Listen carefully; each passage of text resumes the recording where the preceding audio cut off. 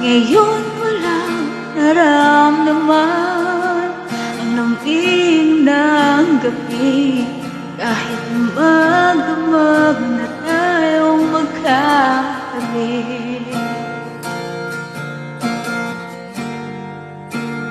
bakit ka nag-iba?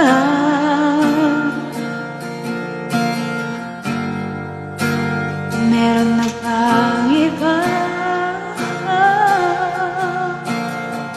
Sana sinabi mo para di na masamay tayo pa sa huli. Sana sinabi mo na hayaan man